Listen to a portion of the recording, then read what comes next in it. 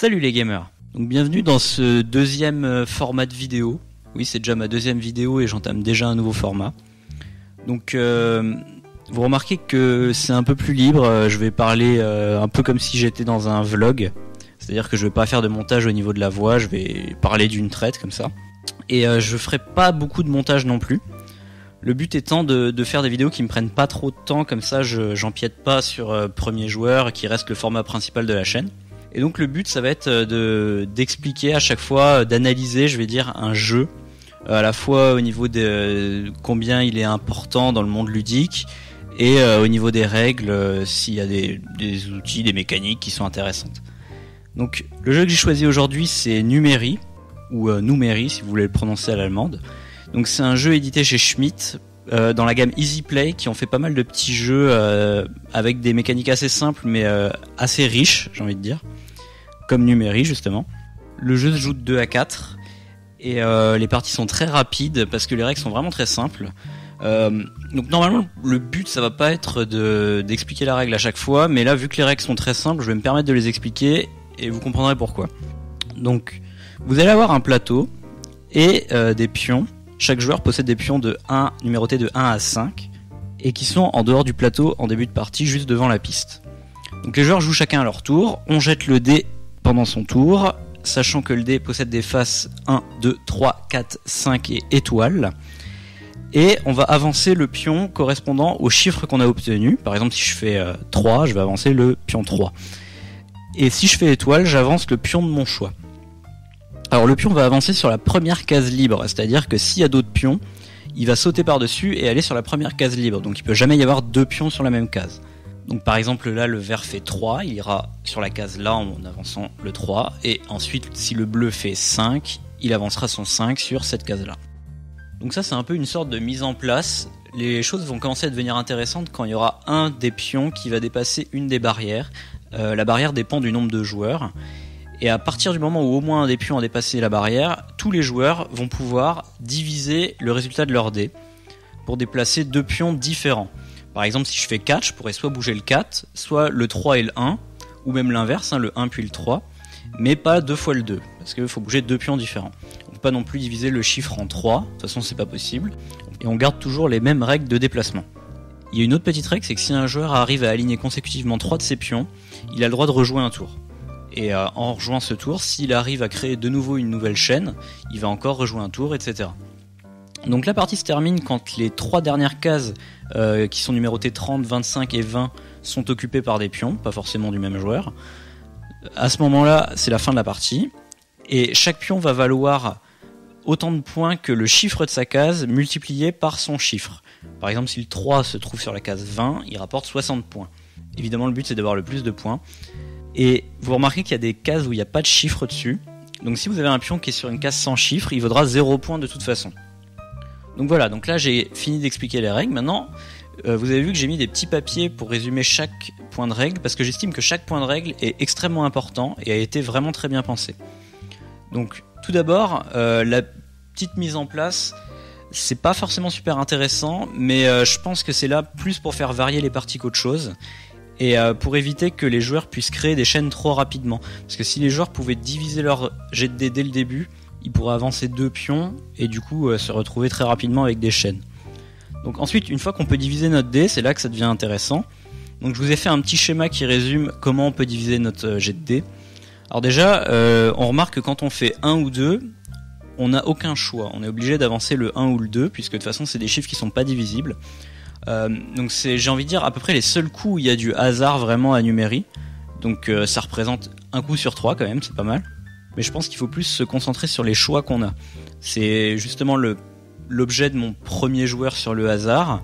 Donc oui, chaque chirurgeux sera plus ou moins lié au premier joueur que je viendrai de faire. Et donc pour en revenir à Numéri, si on regarde les coups 3 et 4, on remarque qu'on a...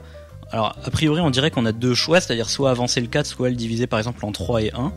Mais en fait, on a 3 choix pour le 3 et le 4, en tout cas, parce que quand on fait 3 et 1, on peut choisir d'avancer soit le 3 puis le 1, soit le 1 puis le 3. Et l'air de rien, ça a énormément d'importance en fait, parce que du coup, ils peuvent se sauter par-dessus, etc. Et on peut bloquer des chaînes, on peut en créer d'autres, enfin, ça je vais y revenir plus tard.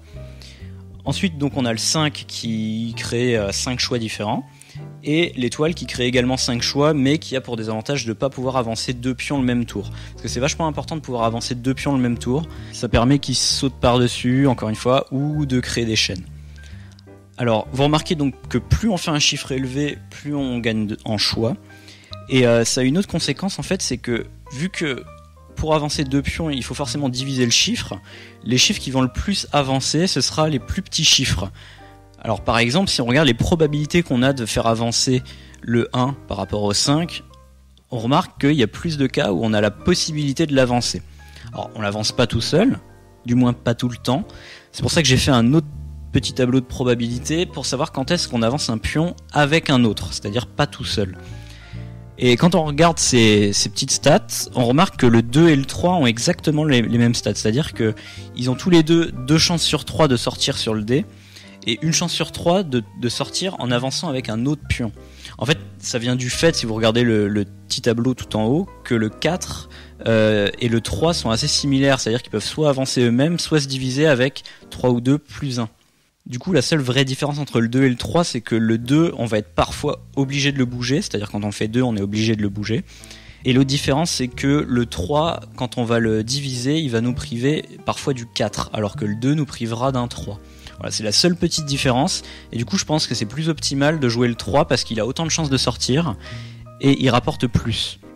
Et donc là je vais faire un parallèle direct avec le système de score, qui est super malin parce que du coup, vu que les plus petits pions avancent plus vite, c'est aussi ceux qui rapportent le moins. Parce que le 1 multiplié par n'importe quel chiffre, ça fera forcément moins que le 3 multiplié par je sais pas quel chiffre.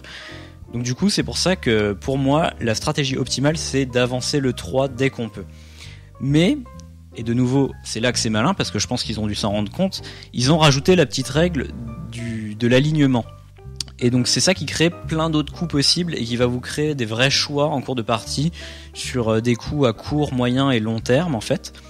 Donc, hormis jouer le 3, on aurait comme stratégie aussi de faire avancer ces pions pour créer des chaînes, et du coup, les avancer en groupe, c'est une bonne stratégie aussi, parce que du coup, on peut enchaîner les chaînes justement. Une autre stratégie, ça va être aussi donc par conséquent de bloquer les chaînes adverses. Pas forcément sur un coup, des fois on peut voir 2 ou 3 coups à l'avance pour éviter qu'ils puissent enchaîner plusieurs chaînes. Et une autre stratégie qui est un peu inhérente à tout ça, c'est d'essayer aussi d'avancer le plus rapidement ces pions. Donc je vous ai parlé d'avancer en groupe, mais pas forcément qu'avec des pions de son propre groupe, on peut aussi essayer d'avancer avec un groupe adverse. Et c'est là que le système de déplacement est très malin. Alors il est pas nouveau, hein. Il y avait d'autres jeux comme Cartagena ou Verflixt qui faisaient pareil, mais là c'est assez important parce que ça va rajouter plus de choix. Donc le système de score, donc on est déjà venu dessus. Ce qui est assez important, c'est les conditions de fin de partie. En fait c'est un jeu, il y a 2 types de jeux, il y a les jeux avec un nombre de tours fixe et il y a les jeux avec une condition de fin de partie. Et là c'est un jeu à condition de fin de partie, c'est-à-dire qu'on attend qu'il y ait 3 pions qui soient arrivés pour mettre fin à la partie. Donc du coup c'est intéressant parce que ça fait que les joueurs, ça rend le jeu moins calculatoire. Les joueurs sauront pas exactement quand va arriver la fin de partie, du coup ils peuvent pas forcément optimiser leurs coups, et vu qu'en plus il y a les jets de dés qui rajoutent du hasard, du coup on peut moins calculer, et c'est ce qui va rendre le truc plus intéressant quoi. Alors la dernière petite astuce, c'est les cases qui sont vides et qui rapporteront forcément 0 points. Alors ça c'est une petite astuce de game designer, c'est en fait pour rendre le jeu un peu plus palpitant, pour faire que jusqu'à la fin de la partie, il puisse y avoir un joueur qui perd tous ses points comme ça au dernier moment. C'est un truc vachement utilisé. Vous remarquez qu'il y a même une case vide juste avant l'arrivée, c'est vraiment fait pour qu'il y ait des espèces de rebondissements à la fin, et qu'à aucun moment il y a un joueur qui soit assuré de gagner quoi. D'ailleurs, le nombre qui est inscrit sur les dernières cases est fatalement plus gros que les autres. C'est aussi fait exprès, c'est pour que jusqu'à la fin de la partie, il puisse y avoir des rebondissements. Voilà, donc c'était ce que j'avais à dire sur Numéri. Donc si vous avez des commentaires ou des retours à me faire sur ce format un peu nouveau, je serais très content de les lire. Et du coup, je vous dis à une prochaine pour le prochain épisode de Premier Joueur qui devrait sortir incessamment sous peu. Voilà. Ciao les gamers!